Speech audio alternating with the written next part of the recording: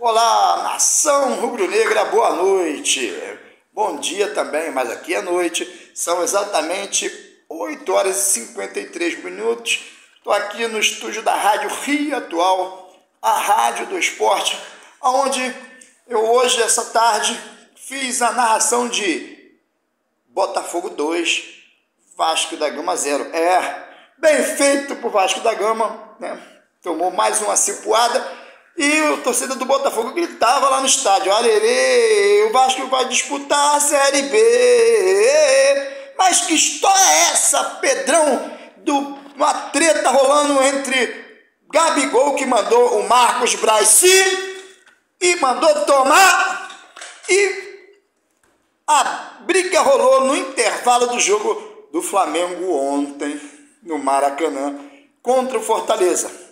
E Vitor Hugo Souza, de malas prontas para o país de hora pois, essas e muito mais, agora aqui no canal Pedro Carlos Ferreira. Siga meu canal, cola comigo, cola, vem comigo. Pois bem, vamos começar. Hoje, a Rio Atual, a rádio que eu faço as narrações, estivemos esse final de semana, foi um final de semana pesado, né?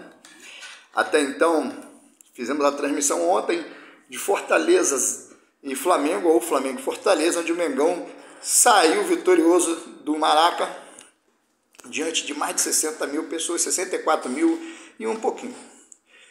E o Flamengo está em êxtase, continua em terceiro colocado, apesar do Grêmio no finalzinho contra o Bahia ter vencido. O Fluminense caindo, despencando na tabela.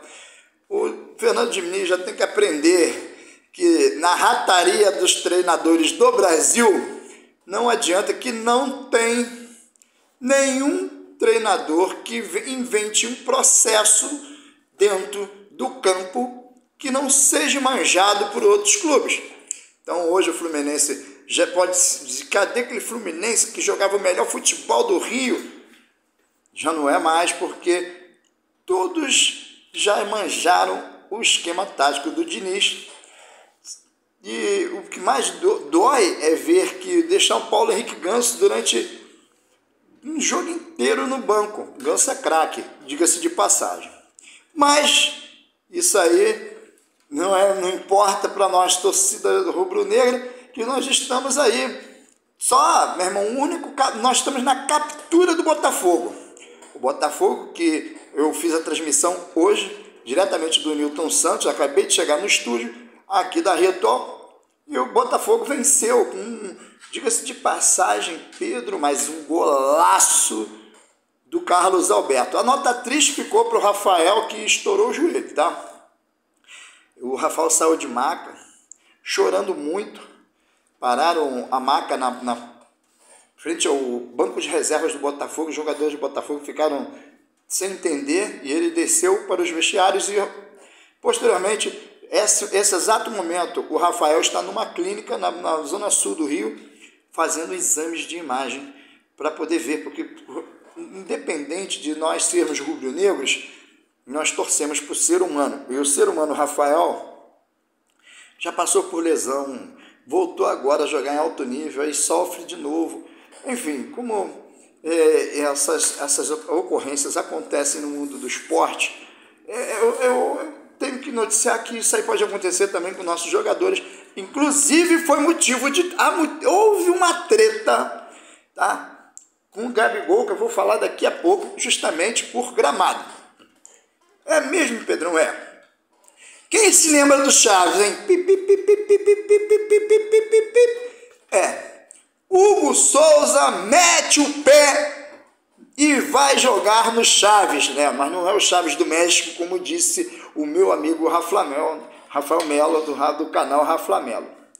O Chaves é um clube de Portugal e o Flamengo está emprestando o goleiro Hugo Souza. Como que o Flamengo fez para poder dispensar o Hugo Souza assim? Contou uma história para o português, né? Porque Hugo Souza era o terceiro goleiro. Eu sempre peguei, assim, torci pro Hugo Souza, aquele jogo contra o Palmeiras, em que o Flamengo só com a molecada empatou de 1-1. Então, eu torci muito pro Hugo Souza pegar, e eu sempre vou torcer pro meu Mengão. Isso aí, jogando contra qualquer time, até no cuspe, à distância, eu vou sempre torcer pro meu Mengão. Porém, o Hugo Souza conseguiu um clube para jogar. O Chaves de Portugal, da terra de Manuel e Maria, pegaram e fizeram uma oferta ao Flamengo e o Hugo Souza vai por empréstimo. Essa semana ainda o Hugo Souza já pega e se apresenta em Portugal. E o Flamengo já vai tirar um peso. Por quê? O Hugo Souza, de primeiro goleiro no Mengão, ele passou a ser terceiro goleiro. E com a chegada do Agostinho Rossi, o quarto. Ontem, na zona mista, eu gravei o Matheus Cunha falando sobre a chegada do Rossi. O Rossi chegou ao gramado ontem do Maracanã com a sua filha no colo e acenou para a torcida rubro-negra. Inclusive, meu amigo, meu irmãozão, que é o narrador lá do Maracanã, ele estava falando comigo, ó, torcedor, não jolte bombas no Maracanã. Eu peço a você, torcedor do Flamengo, muitos torcedores rivais nos marginalizam, sendo que vamos sempre pegar e fazer a nossa parte, que é honrar o Clube de Regatas do Flamengo. Não soltem bombas, não use sinalizadores, não use mira laser, não jogue rojões, nada, artefato nenhum no gramado. Eu peço para vocês, pelo amor de Deus, não façam isso, porque quem vai pagar vai ser o clube e vocês vão ficar sem assistir os jogos do mais querido do Brasil e do mundo. Nós, jornalistas, vamos estar lá. Nós vamos estar lá fazendo o nosso trabalho. Ou seja, o prejudicado sempre serão vocês. Sei que vocês, a torcida do Flamengo está ali, ó, no caminho. Mas aí eu falo para vocês, hoje no Newton Santos, o time do John Textor estava soltando aquela fumaça, ou seja, soltando aqueles fogaréis, que eu devo ter te fotografado justamente para isso, para poder pegar e ver qual é a diferença do cara soltar aqueles fogos, né? Parece um vulcão jogando. É pirotécnico aquilo, chamado de pirotécnico. É uma pirotecnia que dá no mesmo de você jogar um sinalizador, ou seja, mas não está jogando dentro do campo, todos nós entendemos, e eu acredito que o Botafogo já deva ter, com seu departamento jurídico, procurado se informar, mas nós não temos nada a ver com isso, tá bom? Isso aí é uma coisa que eu peço a você, torcedor, para poder ir para o estádio, torcer com amor, raça, amor e paixão com o nosso Mengão. Agora, que parada é essa, Pedrão? Gabigol mandou Marcos Braz tomar no e se fu. Aconteceu isso. No jogo ontem no Maracanã, Flamengo Fortaleza, o Gabigol saiu com um torce no tornozelo e ele não voltou para o intervalo, o Pedro voltou no seu lugar. E quando ele estava dentro do vestiário, o Marcos Braz chegou e ele já estava reclamando do estado do gramado do Maracanã. O Maracanã ficou 10 dias parado para tratamento. Foi o último jogo contra o Grêmio. O Flamengo tinha anunciado que o Maracanã ia ficar fechado. O Fluminense jogou em Volta Redonda. Ou seja, o gramado continua uma bosta. Uma bosta. Lembrando-se que o Gabigol já pegou e ficou 40 dias numa outra ocasião com o mesmo problema causado pelos buracos no Maracanã. O Gabigol chegou, o Marcos Braz entrou no vestiário no intervalo e ouviu o Gabigol começar a reclamar.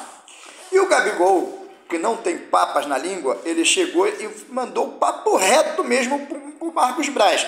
E o troço ficou feio, a chapa esquentou. Tudo isso, a informação é do site Globo Esporte. Não é minha, não é do Rafael Melo, nem do Guilherme Flazoeiro, que são meus amigos, nem do Mauro Santana, que eu faço minhas livezinhas, já invado as lives do Mauro Santana, mas não é nossa. Essa informação não é nossa, é do Globo Esporte, porém, ela procede. O Gabigol e o Marcos Braz chegaram a quase entrar nas vias de fato. Quem interviu foi o Gerson, né, que foi o último jogador a sair do vestiário. Os jogadores já não estavam mais dentro do vestiário, grande parte já estava no corredor. Eu não sei se a grande parte dos torcedores não conhecem, mas os vestiários, cada um tem seu lado, e assim, existe o corredor central onde os jogadores hoje entram. Antigamente, cada equipe saía pela sua boca de túnel, mas hoje não.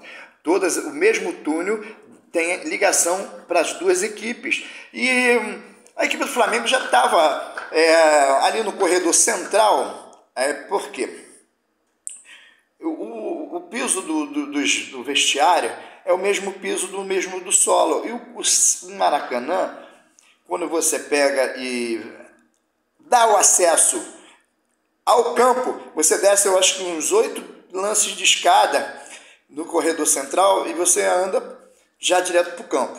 Pois bem, o Gerson teve que intervir. O Gabigol chegou e falou mesmo: meu irmão, vocês tiveram quase 2 semanas para cuidar do gramado. Eu me machuquei por causa dessa. E, rapaz, o troço ficou tão feio que o Gerson teve que intervir para que os dois não saíssem no tapa. O Gabigol chegou e disse para o Marcos Braz: eu já fiquei 40 dias nessa por causa de um buraco que vocês que deveriam pegar e tratar. Beleza, tudo foi contornado. Após a partida, os dois sentaram, conversaram. O pessoal do Deixa Disso já tinham feito o paliativo, porém a treta ficou formada e vamos ver se agora como vai ser as atitudes da diretoria do Flamengo em relação a isso, porque até agora ninguém tocou em nada, ninguém falou nada sobre isso. O que eu posso chegar e dizer a mesma coisa que o Rafael Melo chegou e disse: o Gabigol tem razão. Não adianta vocês pegarem e comprarem uma Ferrari e querer colocar para andar numa rua esburacada. A Ferrari não vai andar. Quem conhece lá Rio Douro, Jaceruba, galera de Queimados aí, sabe disso. É a mesma coisa se você botar uma Ferrari para andar na zona rural. Ela não vai andar, vai ter que andar devagar igual um Fusca. E o Fusca já é um Jeep já. Pois bem, o Gabigol tem razão, ele é profissional, ele tem que zelar pela sua integridade física, e o Marcos Braz tem que aprender uma coisa: Flamengo não é cabeça de porco. Não é cabeça de porco. Eu estou falando, e essas palavras são minhas, não são de ninguém. Esse Flamengo não é cabeça de porco, de pegar, contratar técnico, aí daqui a pouco o técnico não dá certo. Todos nós sabíamos que não ia dar certo o Vitor Pereira. Todos nós sabíamos que o Paulo Souza não ia dar certo. Ou seja, ano passado, esse ano, sempre pegando e dando mole. Até quando a diretoria do Flamengo vai aprender o que é a palavra planejamento? Difícil, porque nós estamos aí agora acertando com o Sampaoli, e peço a Deus que o Sampaoli não saia do Flamengo. O Sampaoli é um cara trabalhador e é um cara que merece todo o crédito, não meu só, da imprensa não. O Sampaoli merece crédito de todo torcedor rubro-negro. Sampaoli, amanhã, às 9 horas, comanda um treino no Flamengo, visando a partida de quarta-feira contra o Atlético Paranaense, no primeiro jogo das oitavas da Copa do Brasil. Ou seja, nós temos o jogo contra o Atlético Paranaense na quarta-feira e vamos no Allianz Parque no sábado enfrentar o Palmeiras. Pois bem, esse jogo é tido como o jogo muito importante para o Flamengo. Temos que pegar e vencer o Palmeiras. Não, o Grêmio joga contra o Botafogo, ou seja, muita coisa está em jogo nessa partida entre Palmeiras e Flamengo. Então, galera, eu vou falando para vocês, quarta-feira, às 21h30, direto do Maracanã, estarei narrando Flamengo e Atlético Paranaense. E no sábado estaremos com o Mauro Santana fazendo a transmissão de Palmeiras e Flamengo. Beleza? Por que isso? Vídeo um pouco longo para vocês entenderem. Fiz uma parceria com o Flazoeiro, Guilherme Flazoeiro, aonde que as partidas que forem bastante distantes e inviáveis para poder pegarmos e montarmos uma equipe, a Flazoeiro TV irá transmitir ao vivo para a Rádio Rio Atual. Então, você fica ligado, Flazoeiro TV, Rio Atual, parceria que vai dar muito certo e já deu certo porque Mauro Santana é meu parceiro e nós fazemos live junto. Valeu, galera? Então, peço a vocês amanhã mais notícias do rubro-negro mais querido do Brasil e do mundo, o Clube de Regatas do Flamengo, nosso Mengão.